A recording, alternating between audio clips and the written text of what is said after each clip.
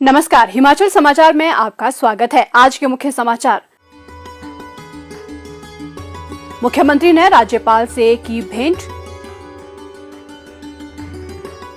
मुख्यमंत्री ने प्रशासनिक सचिवों के साथ मंडे मीटिंग में की विकास परियोजनाओं की समीक्षा। आपदा प्रभावित क्षेत्रों में ऋणों की पुनः संरचना पर होगा विचार। मुख्यमंत्री ने नीरज चोपड़ा को स्वर्ण पदक जीतने पर दी बधाई। आपदा राहत कोष 2023 के लिए अंशदान। सिरमौर में इस रक्षाबंधन में बिक रही जूट और चीड़ के पत्ते से तैयार राखियां। और अब समाचार विस्तार से। मुख्यमंत्री ठाकुर सुखविंदर सिंह सुक्खू ने आज राजभवन में राज्यपाल श्री शिव प्रताप शुक्ल से शिष्टाचार भेंट की। मुख्यमंत्री ने राज्यपाल को प्रदेश में भारी बारिश, बाढ़, बादल फटने और भूस्खलन के कारण हुई जानमाल की क्षति से अवगत करवाया। उन्होंने प्रभावित क्षेत्रों में राज्य सरकार द्वारा किए जा रहे राहत कार्यों और प्रभावितों के पुनर्वास के लिए किए गए कार्यों के बारे में भी जानकारी दी। उन्होंने कहा कि प्रदेश में स्थिति धीरे धीरे सामान्य हो रही है और सड़क एवं परिवहन व्यवस्था को सुचारू किया जा रहा है। राज्यपाल ने कहा कि इस प्राकृतिक आपदा में पूरा प्रदेश प्रभावित परिवारों के साथ है। उन्होंने संकट की इस घड़ी में राज्य सरकार द्वारा उठाए गए विभिन्न कदमों की सराहना करते हुए कहा कि बचाव एवं राहत कार्य युद्ध स्तर पर चलाए गए, जिससे लोगों को काफी राहत मिली है। मुख्यमंत्री ने राज्यपाल को 18 से 25 सितंबर तक शिमला में हिमाचल प्रदेश विधानसभा के आगामी मॉनसून सत्र के बारे में भी जानकारी दी। सचिवालय परिसर में पत्रकारों से अनौपचारिक बातचीत करते हुए मुख्यमंत्री ने कहा, ये मॉनसून सत्र जो है वो 18 से 25 तारीख के बीच में रहेगा। 7 दिन का होगा, क्योंकि थोड़ा डिले इसलिए किया गया है क्योंकि मॉनसून सत्र का जो आगाज़ है वो जब शुरू हो जाता है तो सारे अधिकारी उसी काम में लग जाते हैं, सारा पुलिस प्रशासन उसी काम में लग जाते हैं। तो हमने कहा कि आपदा आई है, इसको थोड़ा डिले कर दिया जाए। मानसून सत्र होना था, इसको कोई कैंसिल थोड़ी कर सकता था, हमारी तो मैंडेटरी है। तो लेकिन आपदा के कारण इसको थोड़ा डिले किया गया है। और जिस प्रकार की आपदा आपके सामने है, भारतीय जनता पार्टी के नेताओं को भी सोचना चाहिए कि सारा डिप्टी कमिश्नर का प्रशासन इस काम में लग जाएगा, सारे सेक्रेटरी का प्रशासन इस काम में लग जाएगा, डायरेक्टर ऑफिस का प्रशासन इस काम में लग जाएगा, मानसून सत्रों के क्वेश्चन के आंसर देने में चर्चा पर ही लग जाएगा, पुलिस प्रशासन के 3000 सिपाही इस काम में लग जाएंगे। तो जो आपदा में प्रभावित परिवार, उनको राहत कौन पहुँचाएगा? आपदा में प्रभावित परिवारों का देख रेख कौन करेगा?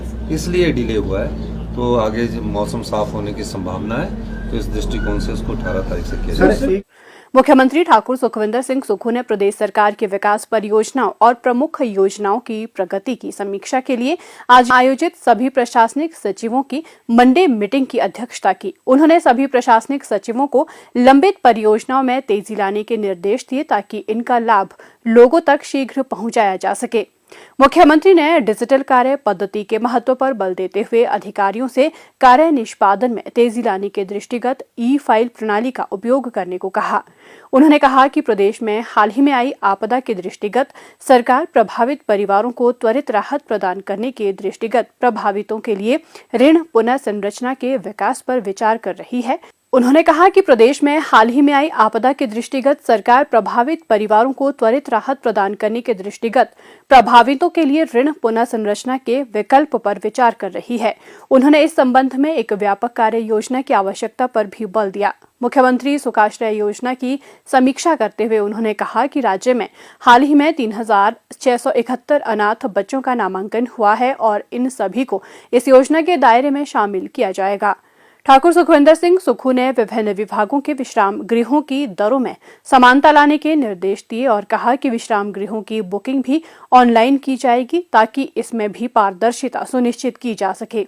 मुख्यमंत्री ने राज्य में वन क्षेत्र बढ़ाने के लिए वृक्षारोपण के साथ साथ पौधों की सुरक्षा के लिए एक उन्नत प्रणाली विकसित करने पर बल दिया। मुख्यमंत्री ने कहा कि पर्यावरण संरक्षण पर ध्यान केंद्रित करना समय की मांग है और वन विभाग को इस दिशा में तत्परता से कार्य करना चाहिए। मुख्यमंत्री ने कहा कि प्रदेश सरकार सड़कों के सुधार को सर्वोच्च प्राथमिकता दे रही है और स्वच्छ पेयजल सुनिश्चित करने के लिए भी प्रतिबद्ध है। उन्होंने पेयजल की गुणवत्ता सुनिश्चित करने के लिए पेयजल परियोजनाओं में यूवी तकनीक आधारित फिल्टर प्रणाली के कार्यान्वयन का आह्वान किया। उन्होंने कहा कि राज्य के सभी चिकित्सा महाविद्यालयों में चरणबद्ध तरीके से रोबोटिक सर्जरी शुरू की जा रही है और स्वास्थ्य विभाग को इस पर समयबद्ध कार्य करना चाहिए। उन्होंने प्रस्तावित पर्यटन परियोजनाओं की भी समीक्षा की और उन्हें तेजी से पूर्ण करने के निर्देश दिए। मुख्यमंत्री ने कहा कि संबंधित विभाग अतिरिक्त सेब से सिरका और वाइन उत्पादन के लिए एक संयंत्र की स्थापना पर विचार करें। इसके अतिरिक्त टमाटर प्यूरी, पपीता पाउडर और आलू का पेस्ट जैसे उत्पाद तैयार करने की संभावनाएं भी तलाशी जाएं, ताकि किसानों व बागवानों को इसका भरपूर लाभ मिल सके। मुख्यमंत्री ने प्रस्तावित मेडिकल डिवाइस पार्क और बल्क ड्रग पार्क सहित आगामी परियोजनाओं की भी समीक्षा की। इसके अतिरिक्त उन्होंने गत मंडे मीटिंग में जारी दिशा निर्देशों पर की गई कार्रवाई पर भी चर्चा की। मुख्यमंत्री ठाकुर सुखविंदर सिंह सुक्खू ने बुडापेस्ट, हंगरी में आयोजित विश्व एथलेटिक्स चैंपियनशिप में पुरुषों की भाला फेंक स्पर्धा में स्वर्ण पदक जीतने पर नीरज चोपड़ा को बधाई दी है। मुख्यमंत्री ने कहा कि ये देश के लिए गौरव का क्षण है कि देश के युवा खिलाड़ी ने विश्व चैंपियनशिप में स्वर्ण पदक हासिल किया है। उन्होंने कहा कि नीरज चोपड़ा ने इस प्रतिष्ठित चैंपियनशिप में स्वर्ण पदक हासिल कर पहले भारतीय एथलीट बनकर एक इतिहास रचा है। मुख्यमंत्री ने आशा व्यक्त की कि नीरज चोपड़ा की ये अभूतपूर्व उपलब्धि युवाओं को अपने कौशल और जुनून से अपने अपने खेलों में देश का नाम रोशन करने के लिए प्रोत्साहन प्रदान करेगी।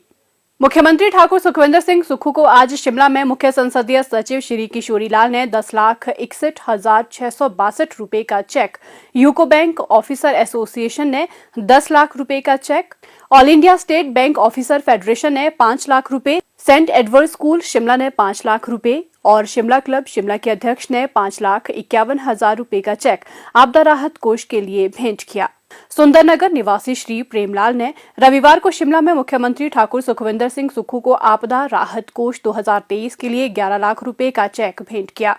मुख्यमंत्री ने सभी दानी सज्जनों द्वारा मानवता की सेवा के लिए प्रदान की गई राशि के लिए आभार व्यक्त करते हुए कहा कि ये राशि आपदा काल में पीड़ित जनता की सहायता के लिए उपयोगी सिद्ध होगी।